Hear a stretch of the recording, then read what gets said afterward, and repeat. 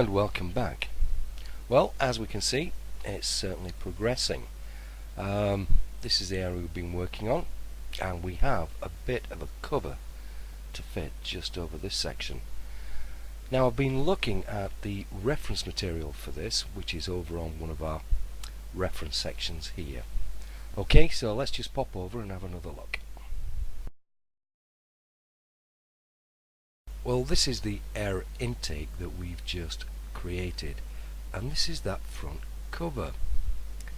Now, looking at this, yes, I can see it's like a quarter of a circle there, but it's set some way back from the actual front of the air intake.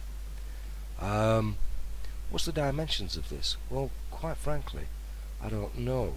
Obviously, it's got to be sort of wide enough at this section to be able to flip back that amount. It's a poor design, and now I'm thinking, well, yeah, I can now understand why this was so drastically modified in later versions of the Messerschmitt 109. Notwithstanding, that's what we're going to be creating, so let's get cracking. Well, we'll start in our top viewport, and I'm going into create. We're in our geometry, standard primitives, and let's go for a cylinder.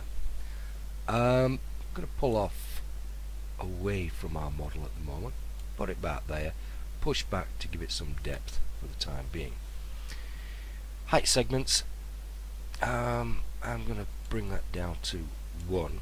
But cap segments, let me zoom in a little bit here now, and let's have a look. What have we got so far? 18. Let's cap segments, let's just increase that. You may wonder what I'm doing, but you'll see the reason for this in a moment. So what have we got? Cap segments, 12. Alright, let's increase our sides. Let's have a look. 24 seems fine. Right, let's now convert this down to a editable poly into our modify, and we're going to go down and select polygon. Make sure ignore back facing isn't ticked or checked. Now, yep, we've got select object. What I'm going to do is select these down here, then come down along there. So I'm selecting all these here, those there. Let's have a look, have a bit of fun with this. There, and those in there. Into our perspective viewport, just zoom back a little bit. Now it should have selected all of them. It didn't select those there, so let's just pull that around a little bit, press Ctrl, and let's select those. Yep, other than that, everything looks good, and I feel dizzy now. Okay, let's pull out a little bit, and we're going to delete them. Let's pop down, have a look. Yep. Okay, pull out now.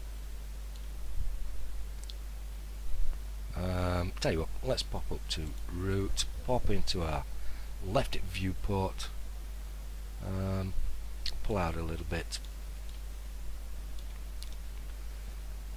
select and move. Let's just pull that over there. Top viewport, where are we? There we are. Let's bring it across a little bit. Zoom in there.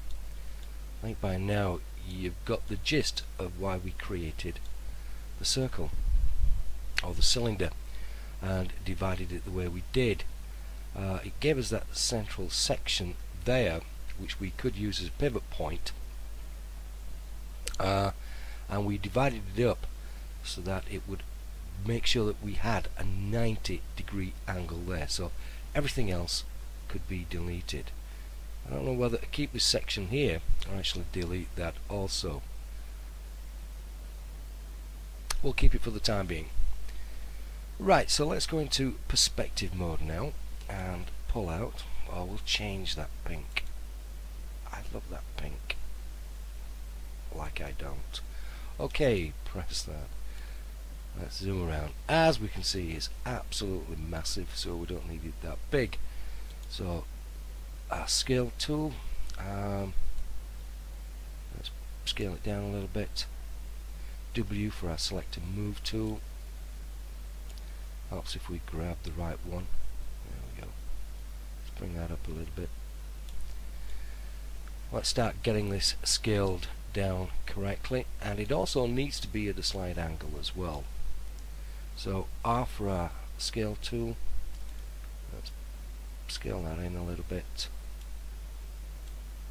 Bring that down a little bit more. Now we need to rotate it.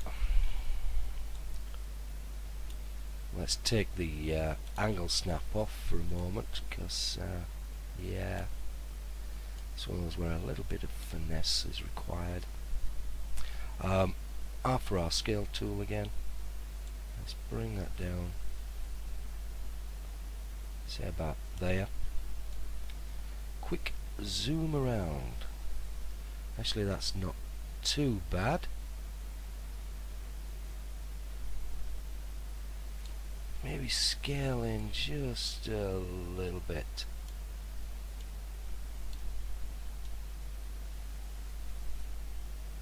And rotate. Ooh, just a tad more. About that. Okay, well, whilst it's like that, what I think we'll do is add a shell. By how much? We want an inner amount. And put it about so much. Let's just have a look underneath. Yep, so we can come down a little bit. So W for our select and move. Just bring that down a little bit there. What I'm also going to do is get our pivot here centered to the object. Remember, it's actually centered at the moment to what was the cylinder at the original size. So up to hierarchy, effect pivot only, and let's say center to object, and there we go.